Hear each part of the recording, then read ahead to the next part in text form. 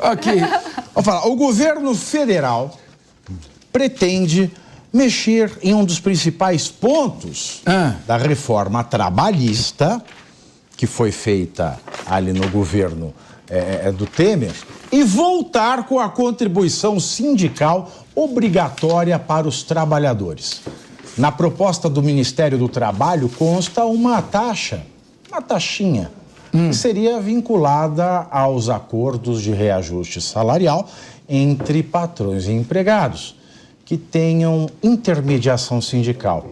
O texto está em processo de avanço de discussão no governo e pode ser apresentado ao Congresso Nacional em setembro.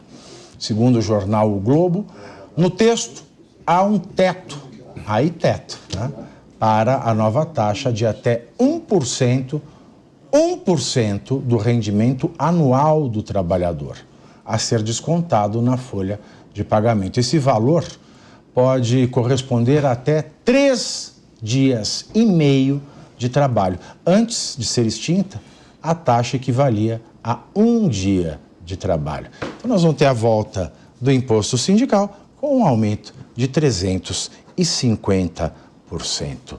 É isso aí, Bissoli? É isso aí, os avanços retrocedendo novamente, né?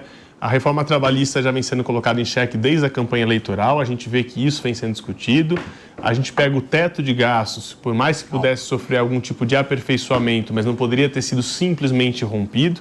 Então a gente tem dificuldade da entrega da votação do arcabouço fiscal, dificuldade de entrega da reforma tributária, um país que fica pedindo por diminuição de taxa de juros sem dar condições adequadas, e agora a gente fica falando em aumento de imposto sindical. Ou seja, as principais pautas que conseguem se avançar ao longo do tempo, e mérito do governo Temer, essa reforma trabalhista, começam a ter retrocesso, ou seja, por questões ideológicas. Com todo respeito, não acho que tenha nenhum estudo, e não vi nada a respeito que eu procurei quando tinha aqui na pauta, nenhum estudo dizendo que isso é mais vantajoso para o trabalhador, do ponto de vista prático, não. Não estou dizendo que isso não possa ser discutido, se o trabalhador achar que é um direito dele, que traz benefício, que ele possa aderir.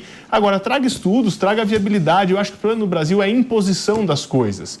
E eu adoro impor a minha verdade ou a minha política pública como aquela das pessoas que eu acho que eu estou defendendo. Deixa elas decidirem se querem ser defendidas por essa política pública. Esse é o grande problema.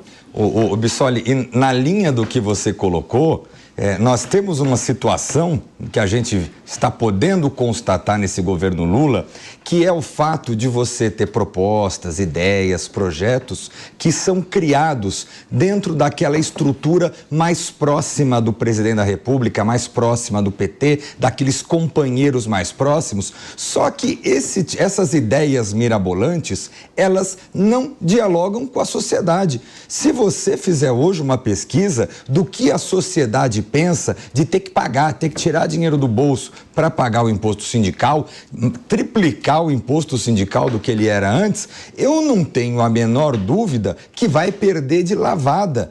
Eu também não tenho dúvida que se o presidente da República mandar para o parlamento um projeto de lei nesse sentido, também vai perder de lavada. Por quê? Porque o governo federal, ele tem uma base que não é nem um pouco sólida, é uma base extremamente pequena, é uma base de cerca de 20% do parlamento, onde o presidente, em alguns temas, para eventualmente conseguir ter uma aprovação, ou ele precisa se socorrer dos préstimos de Arthur Lira, ou então ele precisa abrir o cofre lá dos 12 bilhões de emenda PIX que tá batendo o recorde do mês aí, o mês onde mais se paga emendas parlamentares. Por quê? Porque esse tipo de proposta são propostas que atendem a um grupo muito reduzido, mas não tem eco no parlamento e não tem eco muito menos na sociedade. Mas falando em eco, Elaine, antes que eu fale besteira, eu ia fazer um trocadilho com Não, pode fazer. Não, é melhor você falar rápido. Fala rápido. Esse horário eu não posso. Bom, eu ia brincar também. Porque eu ia falar o seguinte, mas eu vou deixar implícito, né? Não tem eco no parlamento, mas vai sobrar no eco. Ah, tá. Entendeu? Mais ou menos, a ideia é essa, mas a ideia é mais elaborada. Exatamente, porque se a gente olhar, né, a gente teve aí agora um recorde nas emendas parlamentares, né? Então, se a gente não tivesse tanta emenda parlamentar e eventualmente levasse isso para o bolso do trabalhador, talvez a gente não precisasse de sindicato para defendê-los, né? E aí eu vou falar como alguém que já teve por muito tempo carteira assinada.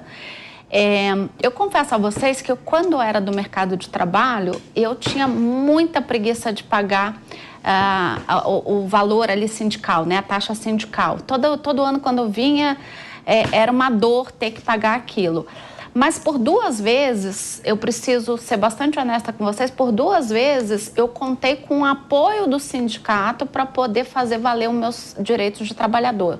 Num deles, inclusive, o próprio sindicato revisou para mim ali as contas que a empresa fez ao me pagar ali quando fui demitida e viu ali um erro bem grande que, na verdade, valia quase o que eu tinha pago nos últimos 5 anos de sindicato. Então, para mim, naquela época, valeu a pena. Então, eu acho que se a gente tiver um país sério, a gente pode discutir o papel do sindicato, se há necessidade de ter o sindicato. Porque se existe o sindicato, é porque as coisas não são sérias nesse país. Ou seja, porque o trabalhador não é respeitado, porque os nossos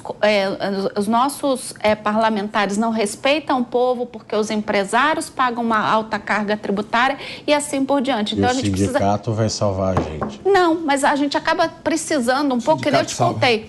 Em alguns casos ele é necessário para dar esse apoio, porque a gente está falando de uma estrutura aí de pessoas vulneráveis na relação entre trabalhador e empresa. Bom, nós estamos falando aqui de uma proposta do governo de voltar à cobrança obrigatória da contribuição sindical no valor de 1% da renda anual do trabalhador. Primeiro, eu quero elogiar a coerência do governo federal. É um governo de esquerda, é um governo de viés estatizante, é um governo que luta por sindicatos fortes e a consequência dos sindicatos fortes, embora o governo não necessariamente lute por isso, são empresas fracas. Então, infelizmente, isso repercute na economia. Quem defende o Estado mínimo, quem defende as privatizações, as parcerias público-privadas, uma reforma trabalhista que desafogue as empresas e, em contrapartida, garanta emprego para mais pessoas, não é quem votou nesse governo. Então, quem vota nesse governo quer mesmo o Estado estatizante, uma carga tributária maior, sindicatos fortes, um aparelhamento do movimento sindical, tudo numa linha marxista. Você pode ver que isso coincide absolutamente com o programa de Engels, Marx, Lenin, que implantaram o comunismo, que não deu certo. Mas aqui no Brasil, que veio dizendo, a gente levava 10 anos para fazer o óbvio no 11º ano. Nós vamos levar agora 20 anos para fazer isso. E qual é a consequência de tudo isso? Ora, você começa a aparelhar os sindicatos, eles começam a ficar fortes, mais greve, mais paralisação, mais reivindicações abusivas, as empresas começam a fugir do Brasil, começam a mecanizar a sua mão de obra, consequentemente o país começa a se desindustrializar e importar de outros países que produzem muito mais barato, sobretudo no sudeste da Ásia. Essa é a consequência. Os Estados Unidos da América, berço da democracia ocidental, berço do capitalismo, está sofrendo com um movimento de esquerditização que lá está acontecendo. Os democratas, o Joe Biden, está abrindo os muros na fronteira com o México para aumentar a densidade demográfica e ter mais votos para se perpetuar no poder. Sabe qual é a consequência? Hoje os Estados Unidos é menos industrializado do que era em 1991. Hoje os Estados Unidos importam todos os seus bens de consumo, a maioria deles, pelo menos, da China, de países do leste asiático. Ele está se desindustrializando em bens de consumo, está migrando para outro tipo de tecnologia de informação. Mas essa é a consequência. Se você não cria políticas que estimulam a industrialização, você gera desindustrialização e depois não adianta fazer demagogia, criando IVA obrigatório, reforma tributária, porque não é isso que vai resolver. Um governo gastão, um governo que instrumentaliza sindicatos, é um governo que precisa de tributo, de dinheiro, porque ele não produz nada, ele pega dinheiro da sociedade. E aí vem aumento de carga tributária. Precisa de dinheiro mesmo, porque ó, você vê,